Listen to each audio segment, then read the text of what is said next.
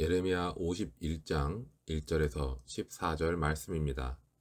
여호와께서 이와 같이 말씀하시되 보라, 내가 멸망시키는 자의 심령을 부추겨 바벨론을 치고 또 나를 대적하는 자 중에 있는 자를 치되 내가 타국인을 바벨론에 보내어 키질하여 그의 땅을 비게 하리니 재난의 날에 그를 애워싸고 치리로다. 활을 당기는 자를 향하며 갑옷을 입고 일어선 자를 향하여 쏘는 자는 그의 활을 당길 것이라. 그의 장정들을 불쌍히 여기지 말며 그의 군대를 전멸시켜라. 무리가 갈대아 사람의 땅에서 죽임을 당하여 엎드려질 것이요 관통상을 당할 자가 거리에 있으리라. 이스라엘과 유다가 이스라엘의 거룩하신 일을 거역함으로 죄가가 땅에 가득하나 그의 하나님 만군의 여호와에게 버림받은 호라비는 아니니라. 바벨론 가운데에서 도망하여 나와서 각기 생명을 구원하고 그의 죄악으로 말미암아 끊어짐을 보지 말지어다. 이는 여호와의 보복의 때니 그에게 보복하시리라. 바벨론은 여호와의 손에 잡혀 있어 온 세계가 취하게 하는 금잔이라. 뭇 민족이 그 포도주를 마심으로 미쳤도다. 바벨론이 갑자기 넘어져 파멸되니 이로 말미암아 울라. 그 상처를 위하여 유황을 구하라. 혹 나으리로다. 우리가 바벨론을 치료하려 하여도 낫지 아니한즉 버리고 각기 고향으로 돌아가자. 그 화가 하늘에 미쳤고 궁창에 달하였음이로다. 여호와께서 우리 공의를 드러내셨으니 오라, 시온에서 우리 하나님 여호와의 일을 선포하자. 화살을 갈며 둥근 방패를 준비하라. 여호와께서 메대 왕들의 마음을 부추기사 바벨론을 멸하기로 뜻하시나니 이는 여호와께서 보복하시는 것 곧 그의 성전을 위하여 보복하시는 것이라. 바벨론 성벽을 향하여 깃발을 세우고 튼튼히 지키며 파수꾼을 세우며 복병을 매복시켜 방비하라. 이는 여호와께서 바벨론 주민에 대하여 말씀하신 대로 계획하시고 행하심이로다. 많은 물가에 살면서 재물이 많은 자여, 내 재물의 한계 곧 내 끝이 왔도다. 만군의 여호와께서 자기의 목숨을 두고 맹세하시되 내가 진실로 사람을 메뚜기같이 내게 가득하게 하리니 그들이 너를 향하여 환성을 높이리라 하시도다. 바벨론의 붕괴에 대한 말씀이 계속해서 이어집니다. 바벨론의 멸망의 과정은 굉장히 급박하게 진행되고 순식간에 모든 것이 변하는 것처럼 느껴졌을 것입니다. 에레미야서에 기록된 바벨론의 멸망에 대한 하나님의 말씀을 보면서 우리는 세상의 이러한 변화를 어떻게 바라봐야 하며 그 과정 속에서 어떻게 살아가야 하는가를 생각해 보아야 할 것입니다. 1절에서 기록된 것과 같이 하나님께서는 한 나라를 일으키셔서 패역한 다른 나라를 치게 하십니다. 우리는 신이 불과 벼락을 내리거나 화산을 폭발시켜서 엄청난 권능을 보여주는 것을 원할 수도 있습니다. 하지만 하나님께서는 영으로 사람들의 마음을 움직이셔서 그 역사를 주관하십니다. 우리의 눈에는 나타난 것을 통해서 역사를 주도하는 권력가와 국가만 보일 뿐입니다. 하지만 그 권력가와 국가는 하나님께서 사용하시는 도구일 뿐이라는 것을 예레미야서를 통해서 알 수 있습니다. 실제로 모든 것을 주관하시는 분은 하나님이십니다. 하나님께서 모든 것을 실제로 주관하시기 때문에 믿음의 자녀는 눈에 보이는 것을 의지하지 말아야 하며 자기 기준을 만족시키는 것을 따라가지도 말아야 하는 것입니다. 보이는 세상을 통해서 마치 세상을 주관하는 것처럼 보이는 것에 현혹되어서는 안 되는 것입니다. 결국 심판이 임한 바벨론은 폐허로 변할 것입니다. 군사력과 재물과 사람들 그리고 뛰어난 건축물로 가득했던 도시들과 나라는 결국 텅 빈 땅이 될 것입니다. 이렇게 급작스럽게 진행되는 멸망은 인간에게는 예상하지 못했고 전혀 계산하지 못했던 일이 일어나는 것처럼 너무나 당혹스러운 일로 느껴질 것입니다. 하지만 이들의 멸망은 그들이 교만했고 악행을 일삼았으며 우상을 숭배했기 때문에 그들에게 일어난 것은 당연한 것이었습니다. 우리는 세상이 하루아침에 변했다고 말하기도 합니다. 그 말의 의미 속에는 이렇게 급작스러운 일의 진행이 너무나 이해가 되지 않고 당혹스럽다는 의미가 담겨 있기도 합니다. 보이는 것들로 역사의 이루어짐을 파악하는 것은 결국 보이는 것에 의한 한계가 있습니다. 그 당시 세상에 여러 나라들의 정황과 정세를 읽는 것으로 파악을 하기도 합니다.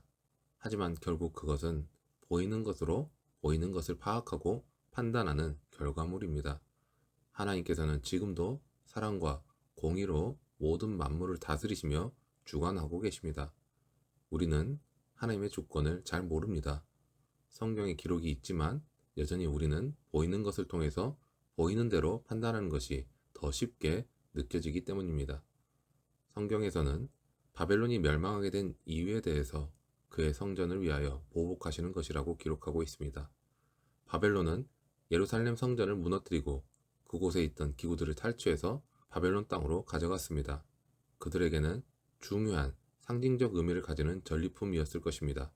그리고 그 전리품으로 성전의 기명들을 사용하여서 잔치의 술잔으로 사용했습니다. 이들의 행위는 하나님이 보시기에 악했습니다. 그래서 하나님께서는 바벨론에 대한 하나님의 심판이 성전을 위한 보복이라고 하신 것입니다. 하나님께서는 이렇게 하나님께서 계획하신 일을 하셨습니다. 공의에 따라 바벨론을 심판하셨고 그렇게 바벨론은 빈 땅이 되었습니다. 하나님께서는 이렇게 하나님의 일을 하십니다. 그렇다면 우리는 무엇을 해야 할까요? 하나님께서 택하신 자녀로 부름을 받은 자는 하나님께서 하신 일들과 그리고 그 이유에 대해서 하나님을 모르는 사람들에게 설명을 해줘야 하며 하나님을 모르는 사람들에게 하나님께서 어떤 것을 원하시는가를 알려주어야 합니다. 지금 우리가 의지하고 있는 자신의 것들이 언제든지 사라질 수 있는 것이라는 것을 알려주어야 하는 것입니다. 그렇게 하나님께서 원하시는 것이 무엇인지 하나님 앞에서 우리가 내세울 수 있는 것은 없으며 복음과 구원의 은혜에 대해서 그 은혜를 받은 자는 어떻게 살아가야 하는지를 선포하면서 그것을 설명해주고 우리 또한 그 말씀대로 살아내야 하는 것입니다. 바벨론에는 분명히 끝이 임하게 됩니다. 그들은 분명히 많은 재물을 모았고 강한 나라를 만들었으며 그들이 믿는 우상이 힘이 있다 생각했고 그 힘과 능력을 믿고 다른 나라를 침략하고 다스렸습니다. 그런데 하나님께서 끝이라고 하시자 그것들은 아무 도움이 되지 못했습니다. 예수님께서 제자들에게 특별히 경고하신 두 가지가 있습니다. 하나는 바리새인들의 외식이었고 다른 하나는 탐심이었습니다. 자기 욕구를 따라가는 탐심이 있으면 우리 역시도 부자 청년처럼 그리고 가시밭에 뿌려진 씨앗처럼 믿음의 결실을 맺지 못할 것입니다. 그렇게 점점 보이는 것에 집착하면서 자신도 모르게 외식하는 자가 되는 것입니다.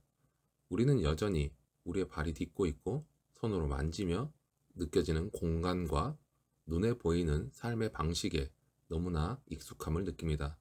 그러나 그곳에 안주해 살다 보면 보이지 않는 영이신 하나님을 잊게 됩니다. 보이는 세상에서 살아가지만 보이지 않는 하나님의 자녀라는 것은 결국 진정한 해방과 회복이 없이는 하나님의 빛이 없이는 인지할 수도 없고 깨달을 수도 없습니다. 하나님께서는 바벨론에 대한 보복을 말씀하신과 동시에 이스라엘과 유다의 해방과 회복을 말씀하셨습니다. 회복의 때가 임했을 때 분명히 회복시키신다는 것을 알려주시는 말씀입니다. 그리고 그 말씀이 이루어지는 것을 보여주는 가장 중요한 상징적인 사건은 성전이 재건되는 사건이었습니다. 무너진 성전을 재건하는 것은 유다의 죄에 대한 징벌의 때가 이제는 다 지났고 은혜의 때가 왔다는 것을 의미합니다. 하나님께서는 후에 예루살렘 성전을 재건하게 하심으로써 약속하신 말씀을 신실하게 지켰습니다. 예루살렘의 성전 재건이 유다의 해방과 회복을 상징한다면 신약 시대의 성전은 죄로부터 인간을 해방시키고 구원하심을 의미합니다. 예수 그리스도께서 친히 육신으로 구약 성전에 담긴 하나님의 목적과 뜻을 완성시키셨고 그리스도께서 승천하신 후에는 성령 하나님께서 오셔서 모든 믿는 자가 성전이 되게 하셨습니다. 그리고 우리 모두에게 허락하신 이 성전은 그리스도의 재림을 통해 이 땅에 임하게 될 영원한 하나님 나라를 향하고 있습니다. 그러므로 거룩한 하나님의 자녀인 우리는 고린도전서의 말씀과 같이 그리스도의 영이 거하시는 성전인 몸으로 악한 행실을 버리고 거룩한 행실로 하나님께 영광을 돌려야 하는 것입니다. 그리고 교회는 그러한 성도들이 연합하여 하나 된 거룩한 성전으로 지어져 가야 하는 것입니다. 교회는 건물이 아니라 성령께서 거하시는 성도들이 연합한 공동체로 그리스도의 몸이요 성령께서 거하시는 성전입니다. 사탄의 세력은 여전히 이 성전을 파괴하려고 노리고 있습니다. 성도는 성전인 자기 몸과 거룩한 모임인 교회를 거룩하게 지키며 하나님의 영광을 온전히 드러내기 위해서 하나님의 뜻 가운데 순종하며 나아가야 합니다. 오늘 우리에게 주시는 환경이 있습니다. 이 환경은 하나님께서 허락하신 환경입니다. 하지만 나의 자유의지로 선택하는 부분도 있습니다. 보이지 않는 하나님께서 우리에게 어떤 뜻으로 이런 환경을 허락하셨는지, 그리고 우리는 자신의 의지를 어떻게 사용해야 하는지, 하나님께 영광을 돌리며 하나님의 영광을 나타내는 삶을 사는 것에는 어떤 간절함으로 나아가야 하는지, 오늘 주어진 환경에서 하나님께로 나아가 하나님을 더욱 알아가는 시간이 되시길 소망합니다.